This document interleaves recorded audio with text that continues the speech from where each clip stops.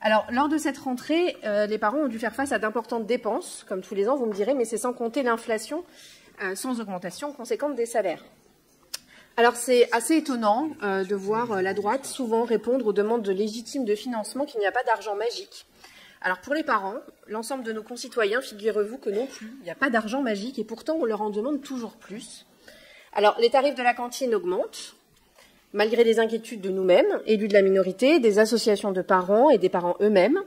Les fournitures scolaires ont elles aussi un coût, et pour les étudiants, il faut faire des choix, c'est manger, ou se loger, ou se déplacer, mais pas les trois. Alors, en cette période de crise inflationniste, les inégalités se creusent. Pour information, 14% des ménages déclarent devoir se priver d'un confort qui paraît normal en France, selon l'Observatoire des inégalités, que je cite aussi, 30% de la population estime qu'elle ne pourrait pas faire face à une dépense imprévue de 1 000 €, ce qui en dit long sur l'épargne des catégories populaires, fermez des guillemets. J'aimerais qu'un instant, nous nous mettions dans cette situation. Alors oui, nous avons proposé que la collectivité fasse un effort supplémentaire de 20 € par enfant pour assurer la gratuité, je dis bien totale, des fournitures scolaires, car non, Caroline Fall, les fournitures ne sont pas totalement gratuites à Angers, contrairement à d'autres collectivités. Il suffit de le demander aux enseignants ou aux parents de nos écoles. Il y a encore des restes à charge conséquents. Concernant les tarifs des cantines, il faut y revenir. Si nous connaissons et nous apprécions la qualité du travail de notre prestataire de cantine, Papillote et compagnie, nous ne pouvons toujours pas accepter la charge importante qui pèsera demain sur les familles angevines, en particulier les plus modestes. Nous demandons donc un audit du coût pour les familles dès les premières factures qui arriveront, et surtout nous demandons que l'effort de solidarité de la collectivité soit plus important et que la grille soit revisitée entièrement. Aussi, j'aimerais aborder la question de la sécurité des rues des écoles, avec un président qui a proclamé, je crois hier ou avant-hier, je cite, qu'il aime la bagnole. Nous ne sommes pas, excusez-moi l'expression, sortis de l'auberge. On le sait, on le voit, la tension entre usagers de la route est de plus en plus prégnante et de nombreux témoignages nous remontent de situations critiques de sécurité aux abords des écoles. Rue Paul Langevin, par exemple, entre le collège et le lycée, par exemple, la situation au moment des pauses est particulièrement risquée pour les élèves. En 2021, vous rejetiez la proposition des rues aux enfants de mes collègues du groupe AES. Pire, vous avez décidé, comme le disait mon collègue Arash Saïdi, de construire depuis un parking qui débouchera sur la sortie d'une école à la Blancheraie. Donc, à notre sens et à mon sens, ce sujet doit être ouvert à nouveau.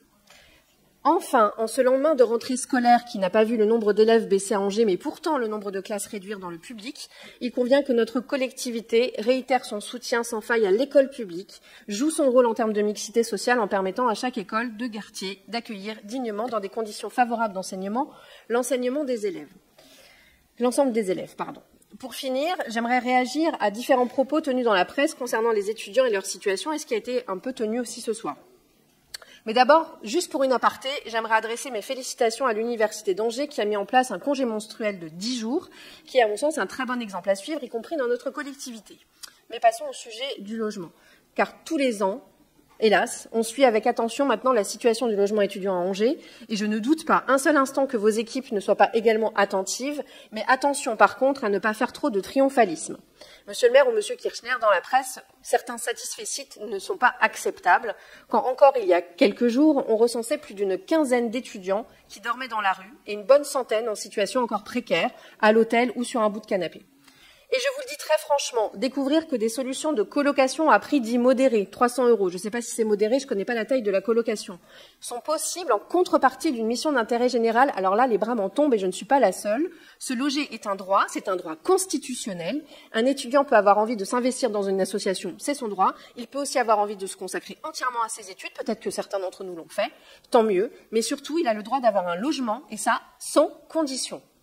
Donc, monsieur le maire, vous dites dans la presse qu'il n'y a pas de problème de sous-investissement immobilier à Angers.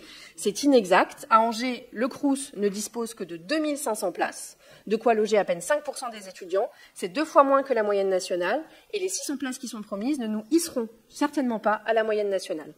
Et ce sont aussi, avec les étudiants, les jeunes travailleurs, les familles monoparentales, et pas seulement les personnes en situation de précarité financière qui ne peuvent plus se loger à Angers, alors que leur vie professionnelle et personnelle y prend toute sa place.